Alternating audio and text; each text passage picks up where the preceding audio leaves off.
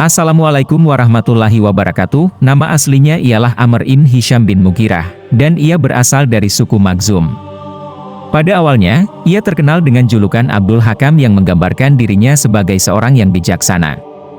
Kemudian dalam beberapa riwayat, dia juga dikenal sebagai Abu Jahal, yang merujuk pada sosok yang dianggap sebagai biang kebodohan. Di antara riwayat dalam Sirah Nabawiyah, Nabi Muhammad SAW sering mengadakan pertemuan malam di rumahnya atau di rumah salah seorang sahabatnya. Pada salah satu malam tertentu, Rasulullah sedang melantunkan ayat-ayat Al-Quran di dalam rumahnya. Amr bin Hisham menghampiri rumah tersebut secara diam-diam dengan tujuan mendengarkan apa yang sedang dibacakan oleh Nabi Muhammad SAW. Ia menahan diri dari melakukan tindakan tersebut hingga mendekati waktu subuh. Ternyata, dua sahabat dekatnya, yakni Abu Sufyan dan Al-Ahnas bin Syuraik, juga melakukan hal yang serupa. Mereka seketika kaget berjumpa satu sama lain di dekat rumah Nabi Muhammad SAW yang mana adalah musuh bersama. Mereka malu sehingga memutuskan untuk beranjak pergi tanpa mengucapkan sepatah kata pun.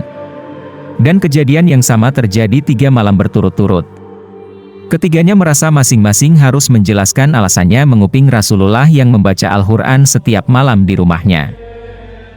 Keesokan harinya, Al-Aghnas mengunjungi Abu Sufyan di kediamannya.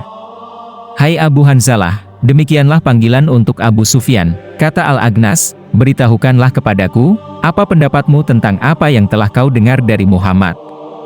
Abu Sufyan menjawab, "Hai Abu Salabah, demikian panggilan untuk Al-Aghnas, demi Allah.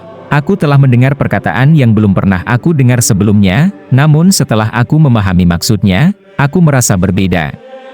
Abu Sufyan melanjutkan, "Di samping itu, aku juga mendengar perkataan yang sama sekali belum pernah aku dengar sebelumnya, dan aku tidak paham maksudnya." Jawab Abu Sufyan, "Maksudnya, ada beberapa dari ayat Al-Quran yang dibacakan Nabi yang dipahaminya, tetapi sebagian yang lain kurang dipahaminya." "Demi Tuhan, saya juga begitu," timpal Al-Aghnas. Kemudian, setelah berbicara dengan Abu Sufyan, Al-Aghnas meninggalkan rumahnya dan mengunjungi rumah Abu Jahal. "Hai Abu Hakam," kata Al-Aghnas, "bagaimana pendapatmu tentang apa yang telah kau dengar dari perkataan-perkataan Muhammad?" Abu Jahal menjawab, "Kami, Bani Umayyah dan Bani Abdul Manaf, memiliki hubungan yang kuat. Jika mereka mampu memberi makan orang-orang kafir, maka kami juga mampu melakukannya. Kalau mereka mampu memikul beban, maka kami juga mampu. Kalau mereka mampu memberikan bantuan kepada orang-orang miskin, maka kami juga mampu melakukannya. Bahkan, kami berdua sama-sama siap berperang dengan duduk di atas kuda tunggangan, sehingga kami memiliki kedudukan yang setara dalam hal kekemuliaan." Jawab Abu Jahal dengan nada ketus, "Tapi sekarang, di antara mereka ada seorang nabi. Kapan kabilahku akan mencapai kedudukan yang mulia seperti itu?" Dalam hal ini, jelas terlihat bahwa Amr bin Hisham bin Mughirah memiliki pemahaman yang dalam bahwa Nabi Muhammad SAW adalah utusan Allah. Namun fanatisme kesukuan telah mengaburkan penglihatan dan hatinya. Setelah mengetahui pandangan Amr bin Hisham yang meragukan kebenaran risalah Nabi Muhammad SAW, Rasulullah kemudian menyebutnya sebagai Abu Jahal. Hal ini dikarenakan pemimpin musyrikin tersebut telah menggantikan keimanan dengan kesombongan dunia yang berlebihan. Dalam riwayat lain, Amr bin Hisham yang dikenal sebagai Abu Jahal karena kekejamannya terhadap kaum muslimin di Mekah, terutama terhadap kelompok yang paling rentan seperti anak-anak, perempuan, dan budak. Ia melakukan tindakan mengerikan seperti menikam Sumayyah binti Kabat pada bagian kemaluannya dengan sebuah tombak. Sebelumnya, perempuan yang tidak bersalah ini telah disiksa dengan cara dijemur di atas padang pasir yang terik. Penyiksaan ini dilakukan oleh Abu Jahal dan kelompoknya yang lain. Kejadian tersebut terjadi sebelum masa hijrah ke Madinah, di mana ibu dari Amr bin Yasir, Sumayyah binti Kabat, tercatat sebagai salah satu syahid di awal periode Islam. Ini menunjukkan betapa rugi mereka yang tinggal dalam satu zaman dan wilayah dengan Rasulullah, tetapi memilih untuk memusuhi agama Islam. Hal yang sama terjadi pada Abu Jahal, yang tidak mengambil pelajaran dari pesan Islam meskipun berada dalam kesempatan untuk memahami dan menerima ajaran tersebut. Ketika Rasulullah sedang dalam sujud, ia menjadi sasaran lemparan kotoran oleh Abu Jahal dan orang-orang yang bersamanya. Setelah Fatimah binti Muhammad membersihkan benda najis tersebut dari kepala ayahnya, Nabi Muhammad SAW berdoa, "Ya Allah, kepada Engkau aku menyerahkan Abu Jahal bin Hisham, Utbah bin Rabi'ah, Syaibah bin Rabi'ah, Walid bin Utbah, Utbah bin Abi Mu'aid, Umayyah bin Khalaf, dan Umarah bin Walid," yang disebut dalam doa tersebut, semuanya akhirnya meninggal dalam Perang Badar. Perang Badar terjadi setelah hijrahnya Nabi Muhammad SAW dan para sahabat dari Mekah ke Madinah.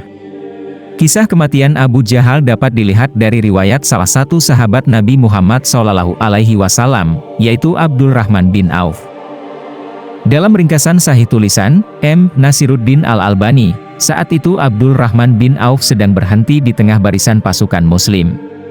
Tiba-tiba, seorang pemuda dari kalangan Ansar atau penduduk asli Madinah bernama Muadz bin Aufrah mendekatinya dan bertanya, "Wahai paman, apakah paman mengenal Abu Jahal?" "Ya, saya mengenalnya. Saya mendengar bahwa Abu Jahal selalu memusuhi Rasulullah di Mekah. Demi Allah yang menguasai diriku, jika saya melihat Abu Jahal, saya tidak akan berpisah darinya sebelum salah satu dari kami mati terlebih dahulu." Muadz berbicara dengan tegas, dan Abdurrahman bin Auf terkesan dengan kata-katanya. Tidak lama kemudian, datang seorang pemuda lain dari kalangan Ansar yang merupakan adik dari Muadz, yaitu Muawidz bin Afra. Dia pun bertanya kepada Abdurrahman, "Wahai paman, apakah paman tahu Abu Jahal?" Abdurrahman bin Auf menjawab, "Ya, saya tahu dia." "Ada keperluan apa dengannya?" "Saya mendengar bahwa Abu Jahal selalu bersikap keras terhadap Rasulullah di Mekah. Demi Allah, saya ingin membunuhnya." Sang adik berusia 15 tahun itu menjawab dengan tekad yang kuat.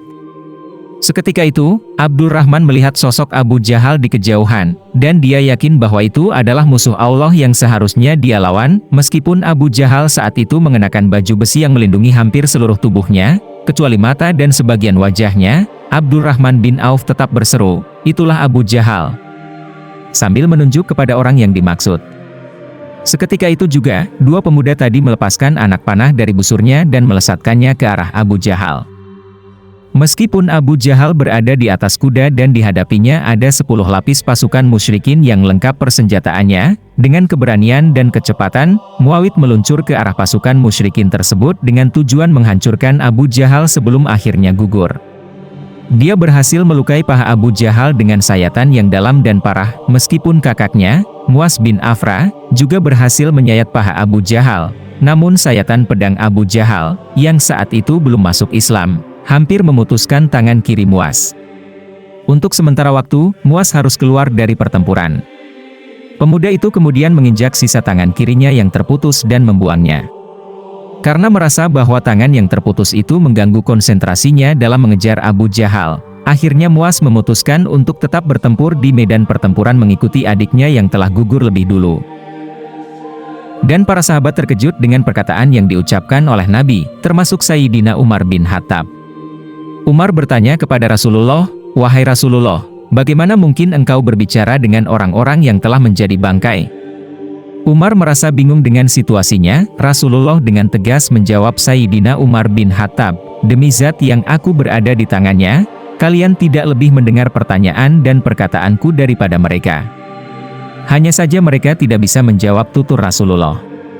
Di sini dapat dimengerti bahwa orang-orang yang telah meninggal akan merasa menyesal atas amal buruk yang mereka lakukan selama hidup di dunia. Mereka juga memiliki kemampuan untuk mendengar dan memahami perkataan orang yang masih hidup, serta memiliki pemahaman terhadap tingkah laku mereka. Namun, disayangkan bahwa mereka tidak memiliki kemampuan untuk berbicara atau menjawab pertanyaan dari manusia yang masih hidup. Jika mereka dapat berbicara, mungkin mereka akan berteriak dan berusaha mengingatkan manusia untuk beriman kepada Allah dan Rasul-Nya, serta menjalani kehidupan yang bertakwa. Semoga kisah ini bermanfaat. Assalamualaikum warahmatullahi wabarakatuh.